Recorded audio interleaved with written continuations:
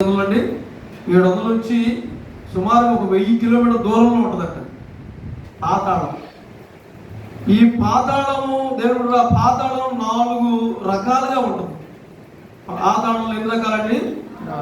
4 రకాలు. ఒకటి చీకటి, ఒకటి నరకం, ఒకటి దేవుని బిడ్డల ఎలుపట అంటే ఎలుపులో ఉంటారు, నాలుగోది పాతాళం. ఏంటండి? పాతాళం, అగ్నిగుండం.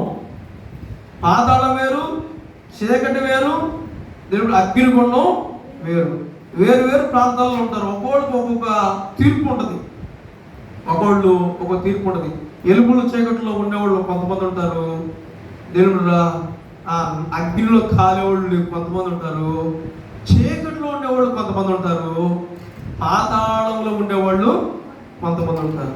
4 ఒక్కొక్కళ్ళు ఒక గ్రూపులో ఉంటారు. అయితే మనతో చెప్తున్న మాట ఏంటంటే ప్రభు